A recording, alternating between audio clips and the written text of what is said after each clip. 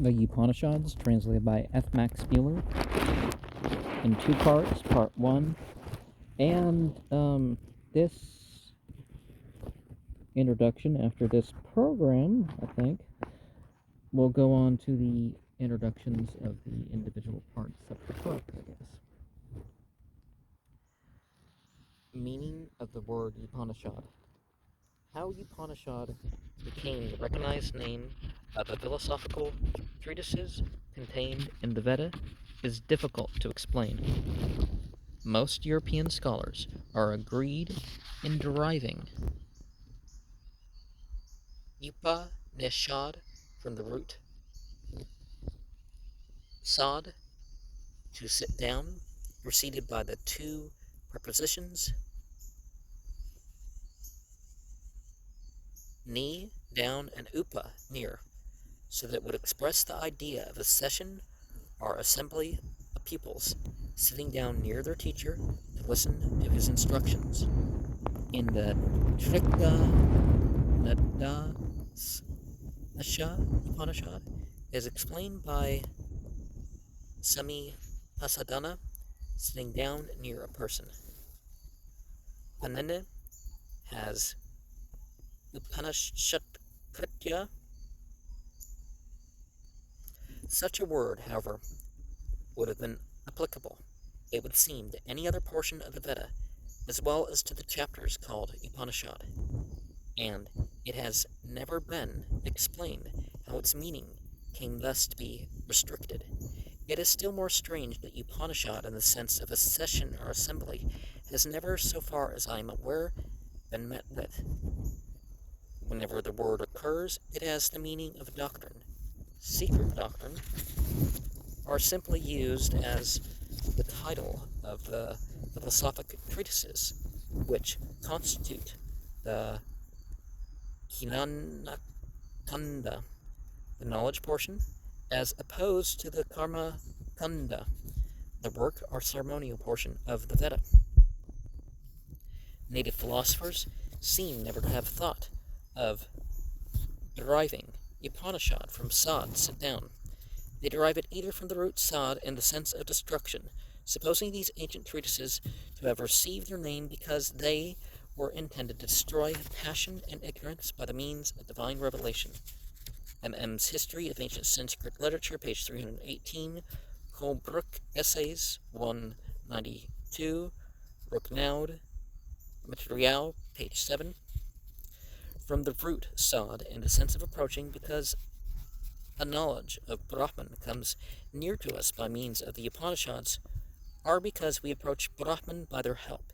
Another explanation proposed by Sankara in his commentary on the Taittiriya Upanishad 2.9 is that the highest bliss is contained in the Upanishad Param Srayo Syam Nishanam. These explanations seem so willfully perverse that it is difficult to understand why the anonymity of native scholars is what it is. We ought to take into account, however, that very general tendency among half-educated people to acquiesce in any etymology which accounts for the most prevalent meaning of a word, or they just lead it to what's they want, right? Well, this sounds like this, so no, this in this language is referring to more than that than, in some older or side language, right? The Aranyakas abound in such etymologies, which probably were never intended as real etymologies in our sense of the word, but simply as plays on words, helping to account somehow for their meaning. The Upanishads, no doubt, were meant to destroy ignorance and passion, and nothing seemed more natural, therefore, than that their etymological meaning should be that of destroyers. The distinction between possible and real etymologies is as modern as that between legend and history. The history and genius of the Sanskrit literature leave little doubt that Upanishad meant originally session, particularly a session of pupils assembled at a respectful distance round their teacher. With Upa alone, Sad occurs as early as the hymns of the Rig Veda in the sense of approaching respectfully.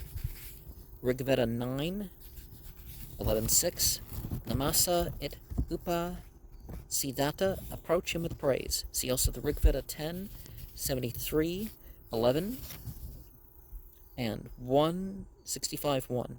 In the Khandogya Upanishad 6.13, 1, a teacher says to his people, Atha ma pratar upasiddhatha, come to me for advice tomorrow morning. And by that, they typically mean not this 4:30 thing, they mean dawn. Dawn was the time, regardless of whether dawn's like 8 o'clock or whether dawn's 2 o'clock. That's the timing that they meant. Show up for the dawn rituals or chanting or whatever it is. In the same Upanishad, 7.8.1, a distinction is made between those who serve their teachers, parikarita, and those who are admitted to their more intimate society, upasata, samipaga, antaranga, preya. Again, in the Khandogya Upanishad 7.1, we read of a pupil approaching his teacher, upasasada, or upasasada, and of the teacher telling him to approach what he knows, i.e. to tell him first what he has learned already, yad, vata, tena, mapasida. See also the Khandogya Upanishad 7.2. Okay. In the sutras, Gubiliya Grehya Sutra 2.10.38, Upasad is the recognized term for the position assumed by a pupil with his hands folded and his eyes looking up to the teacher who is to instruct him. It should be stated, however, that no passage has yet been met with in which Upanisad is used in the sense of pupils approaching and listening to their teacher. In the only passage which the Upanishad occurs, okay, what's the abbreviation? It's R2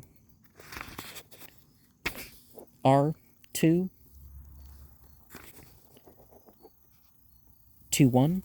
It is used of Indra sitting down by the side of Visvamitra, and it is curious to observe that both manuscripts and commentaries here give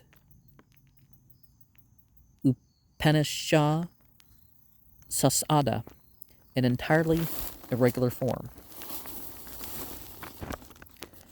The same is the case with two other roots which are used almost synonymously with sad, viz. As and this. We find as used to express the position which the pupil occupies while listening to his teacher. Example, pun 3.4.72. Upasito gurum bhavan now has approached the guru, are upasito gurur bhavata. The guru has been approached by thee. We find pare, upa, as, used with regard to relations assembled round the bed of a dying friend. Khandogya Upanishad 6.15 are of hungry children sitting around their mother, and likened to people performing the Agnihotra sacrifice. Khandogya Upanishad 5.24, 5. But I have never met with Upanishads in that sense. We likewise find Upavis used in the sense of sitting down to a discussion, Khandogya Upanishad 1.8.2, but I have never found Upanishads applied to a pupil listening to his teacher. The two prepositions upa and ne occur, however, with pat, to fly, in the sense of flying down and settling near a person. Khandogya Upanishad 4.7.2, 4.8.2, and in the same, at the same positions joined to the verb sre impart to it meaning sitting down beneath a person so as to show him respect. Breh, or breh, okay. What's the full name? R1 411. Though a king is being exalted, he sits down at the end of the sacrifice below the Brahman.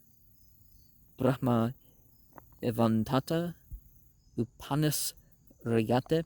Sad with Upa and Ne occurs in Upanishadan only, and has there the meaning of subject. Satap Brahm 6 Satap Brahm, what's that stand for? Brahm 9433 Kshatriya Tad Vesam Avastad Upanishadinim Karote. He who makes the this citizen below subject to the Kshatriya. Sometimes Nishad is used by the side of Upanishad, so as far as we can judge, without any difference in meaning. Mahabharata Santi Parva 1613.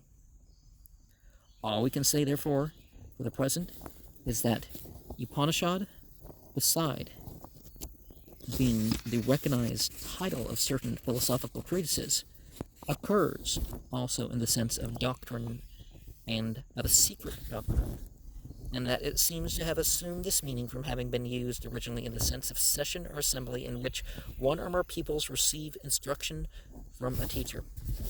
Thus we find the word Upanishad used in the Upanishads themselves in the following meanings: one, secret or esoteric explanation, whether true or false, knowledge derived from such explanation.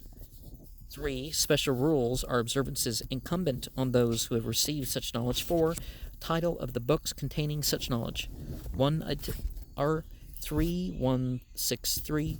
For this Upanishad, i.e., in order to obtain the information about the true meaning of Samhita, Taruksha served as a cowherd for a whole year. Upanishad 1.3. We shall now explain the Upanishad of the Samhita. R3-5.1. Next follows this Upanishad of the whole speech. True, all these are Upanishads of the whole speech, but this they declare specially. Alavi Upanishad 4.7. As you have asked me to tell you the Upanishad has now been told you. We have now told you the Brahma Upanishad, i.e., the true meaning of Brahman, in the Khandogya Upanishad 3.2.3. After the meaning of Brahman has been explained, the text says, to him who thus knows this Brahma Upanishad, the secret doctrine of Brahma, the sun does not rise and does not set. In the next paragraph, Brahma itself is used, meaning either Brahman as the object taught in the Upanishad, or by a slight change of meaning, the Upanishad itself. The Khandogya Upanishad 1.13.4. Speech yields its milk to him who knows this Upanishad, secret doctrine of the Samans, in this wise. The Khandogya Upanishad 8.8.4. When Indra and Virokana had both misunderstood the teaching of Pragapati, he says, they both go away without having perceived and without having known the self. And whoever of these two, whether Devas or Asuras, will follow this doctrine, Upanishad, will perish. 2. In the Khandogya Upanishad 1.1, after the deeper meaning of the Gita or Om has been described, the advantage of knowing that deeper meaning is put forward, and it is said with the sacrifice which a man performs with knowledge, with faith, and with the Upanishad, i.e., with an understanding of its deeper meaning, is more powerful. 3. In the Taittiriya Upanishad, at the end of the second chapter, called the Brahmanandavali, and again at the end of the 10th chapter of the text itself, Ittha Upanishad, this is the Upanishad, the true doctrine. 4. In the Kaushitaki Upanishad 2.1.2, we read, let him not beg. This is the Upanishad for him who knows this. Here, Upanishad stands for Vrata, or Rahasya Vrata, rule. Works on the Upanishads, Antiquills de Peron Alpnekhat, 1801, 1802, see page 152. Ramohun Roy, translation of several principal books, passages and texts of the Veds, 2nd edition, London, 1832. Translation of the Munduk Upanishad of the Utharvu Ved, page 23. Translation of the Chena Upanishad, one of the chapters of the Samaveda, page 41. Translation of the Kutta Upanishad of the Ujjveda, page 55. Translation of the Isho Upanishad, one of the chapters of the Yajurved, page 81. H.T. Colebrook, Miscellaneous Essays, in 3 volumes, 1873. K.J. Windishmann, Die Philosophie im Fortgang der Weltgeschichte, 1827 to 1834. F.W. Windishmann, Sankara, Seu Theologumenes, Vedanticorum, 1833. E. Rower, the Iteria,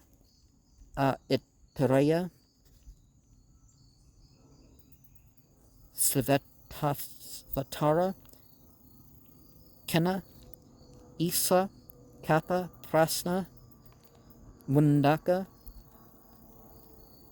Ma Ukya Upanishads, translated by Bibliotheca Indica, Calcutta, 1853.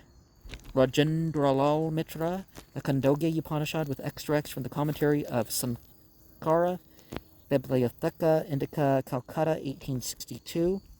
E.B. Cowell, the Kaushitaki Brahmana Upanishad, edited with an English translation, Bibliotheca Indica, Calcutta, 1861. E.B. Cowell, the Maitreya Upanishad, edited with an English translation, Bibliotheca Indica, Calcutta, 1870. A. Weber de Vagrasuki des Asvagosho, Berlin, 1860. A. Weber de Rama Tepaniya Upanishad, Berlin, 1864. A. Weber